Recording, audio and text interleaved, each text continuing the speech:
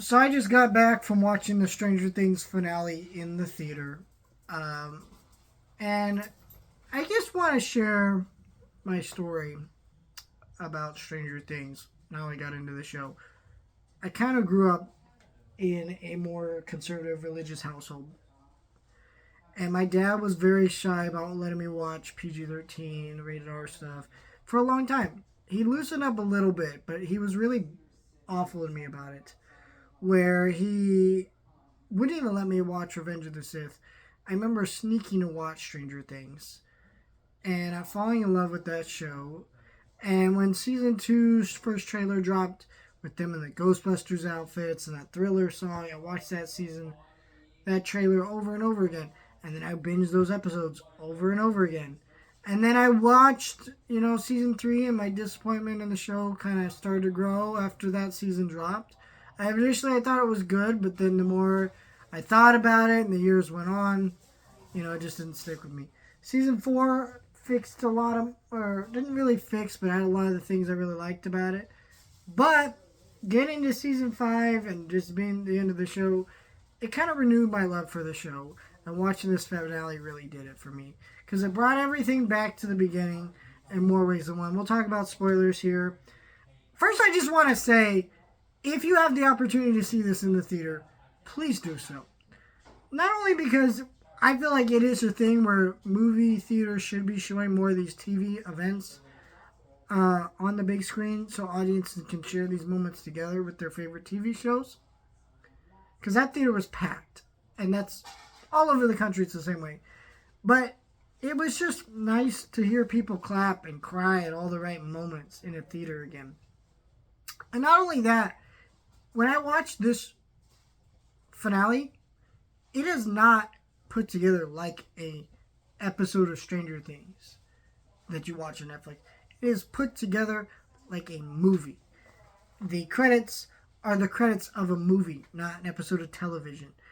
The way everything flows together just felt like a big movie that crescendoed all by the end. And it was just really great. I really enjoyed all of it. This finale, it had some issues. We'll talk about those, but overall, I really enjoyed it. So, honestly, going into this finale, my biggest concerns were like, nobody's gonna die. And honestly, no one did die, except for kind of 11, but not really. And that was fine, because as much as it felt like an issue throughout this whole show, everybody had an amazing ending. This finale felt like Return of the King, where in a way Return of the King's ending felt a little convoluted with how many like flashbacks and things too. But at that point, when you invest that much time into everything, what am I even really complaining about? You know what I'm saying? It's more of a nitpicky thing, because I wanted to see everybody. I wanted to see the kids graduate high school. I wanted to see them play Dungeons and Dragons one more time as a closeout to the show. I wanted to see Steve and Nancy and Justin, not Justin, Steve, Nancy, and what's Will's brother? Jonathan. That's what I was looking for. I wanted to see where they're at. I wanted to see all these things happen. And so, and the way they wrapped up some of those stories are really great. Especially ones that I was critical of. Like Hopper, fucking can't stand Hopper these last two seasons. Just the way things have gone down. But in this season, he is not great. But by the end of this finale, you see that moment where he explains to Eleven about her terrible childhood, and she gets the choice to have a happy ending and not die. And in a way she does, and that's a whole different thing. And I thought that was really powerful. You got to see a lot of Eleven's great character moments. That big speech she gives to Hopper about her dad being a Hopper and what that meant, and her relationship with her friends were all great standouts. So her conclusion of the story wasn't the happiest, but it was great.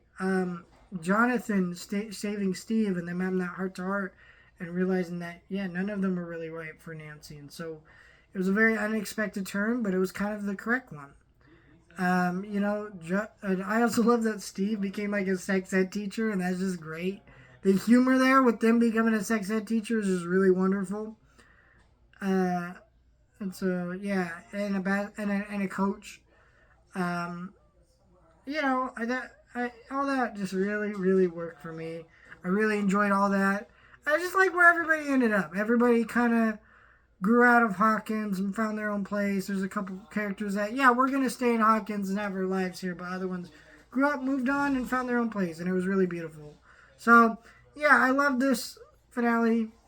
I only think I felt my flaws with it is I think my biggest flaw was when they killed Vecna, the time of the finale felt so long that I was like, man, that's really quick. And then so it's literally the first hour was them getting ready to kill Vecna, doing that, and then the last hour was them wrapping everybody up, giving the end of the stories. And so I thought that worked, but it was like, okay, I got what its flaws here.